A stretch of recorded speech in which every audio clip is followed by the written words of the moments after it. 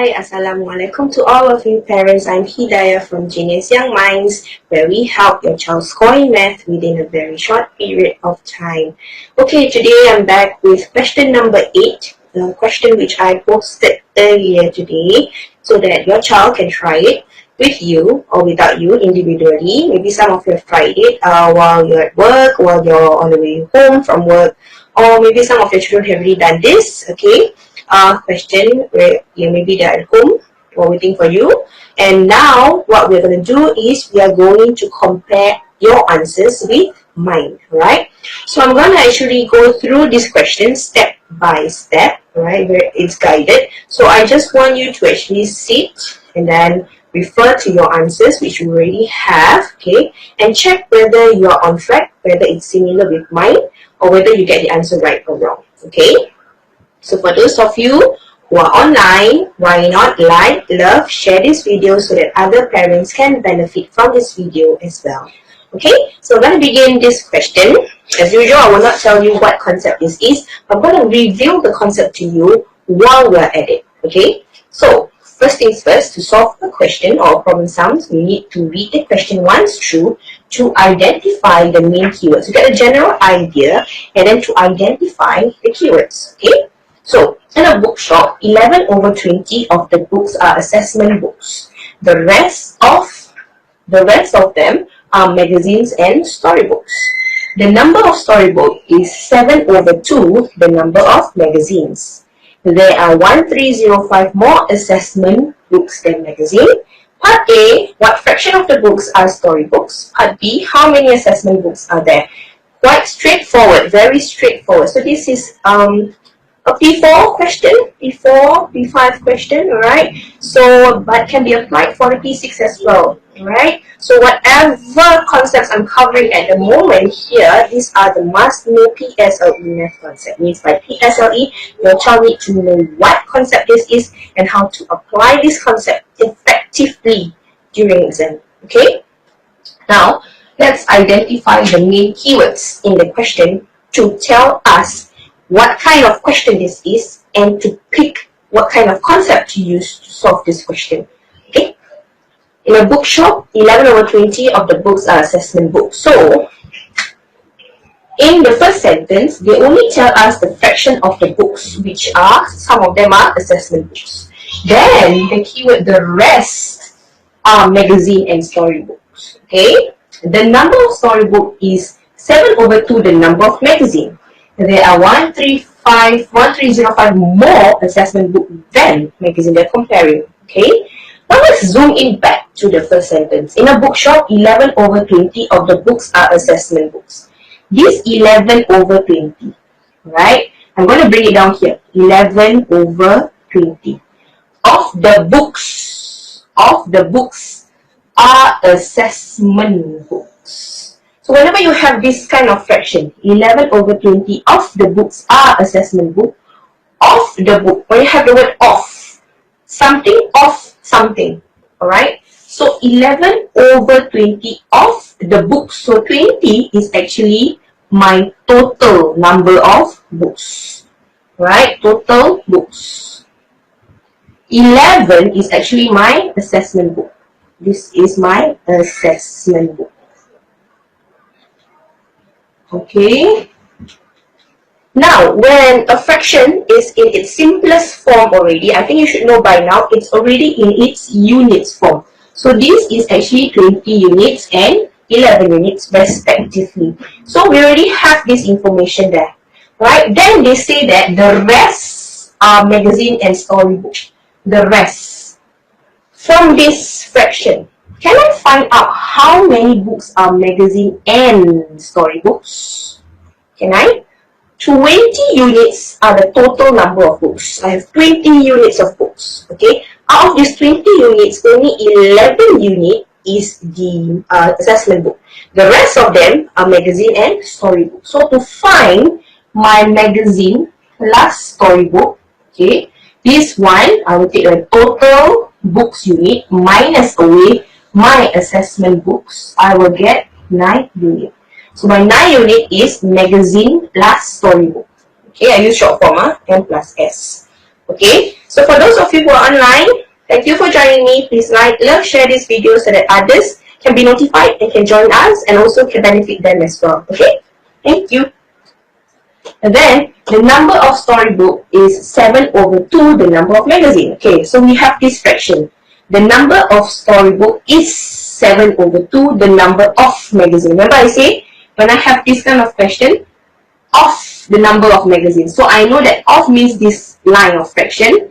This is 2 unit. This refer to my magazine. This 7 unit refer to my storybook. Okay, use short form there. Okay. There are 1305 more assessment book than magazine. So this one is comparing between assessment book and the magazine. Okay, they're comparing between these two. I put their bracket. Comparing, right? So what fraction of the books are storybooks? How many assessment books are there? This is what I'm trying to find. So first things first, when you have this kind of question, you must ask yourself, I have the main keywords already. And when you actually pick out the keywords, you notice that this question, something is repeating itself. Okay? You will just go back to the first line. You see that 11 of the books are assessment book. The rest are magazine and storybook.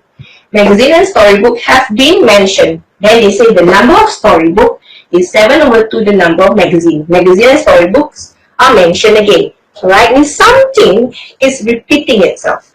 Alright, but we do not know what the item is yet. Right? So this is called the repeated identity concept. For repeated identity concept, we are going to have an item which have a different units representing it, repeating 2 times. Okay? So in this case, I have storybook, I have magazines, okay? And I know that they are repeating themselves 2 times. Okay? So let's find out how many units magazine and storybooks have respectively, or each of them have respectively. Okay? So, have we identified the main keywords? Yes, we have. Have we identified the unit representing each type of book? We have not. We are going to find this now. Okay? So we're going to draw out the table. So this is the repeated identity table. Okay? So we have how many books there? We have assessment, then we have magazine, and we have storybook. So we have 3 books. Okay? So we're going to draw a box out. Go in. Okay, we're going to draw a box. Okay, we divide it by the number of books that the question gave us. There are 3, so we divide it into 3 columns. Okay, first one I put assessment book, and then I put my magazine, and then I put my storybook. Okay, we do not put BCA because this is not a BCA concept. This is not a before and after question. This is a repeated identity question where one of the item is repeating itself 2 times with different number of units. Okay. Right, so let's begin. Let's identify assessment book first. Assessment book, how many units? In a bookshop, 11 of the books are assessment book. 11 units are assessment books. So I have 11 units of assessment books. Okay, so I draw a line first here. Okay. Then magazine. The rest are magazine and storybook. So I have magazine and storybook. How many units? I have 9 units, which means magazine plus storybooks is 9 units. See? Right? So I know that the total number of books, assessment plus magazine plus my storybook, gives me 20 units. Let's double check. 11 units plus 9 units, yes, I get 20 units. So I'm on the right track. Okay? Then we go to the next step. The number of storybooks is 7/2 the number of magazine. So storybooks is 7 units. Magazine is 2 units. Okay? Alright, get me? So let's draw one line. We need to draw a line. The box is too big. Okay? Then assessment book, it's still 11 units, so we just put the 11 units. So magazine plus storybook, 2 units and 7 units. When we add up, do we get 9 units? Yes, we do. So we're still on the right track. 11 units plus 2 units plus 7 units, do we get 20 units? Yes, we still get 20 units. So we are on the right track. Okay, so we are good here. Now they say that there are 1305 more assessment books than magazine. So let's focus on assessment books. There are 1305 more assessment books than magazine. So we focus on here and here.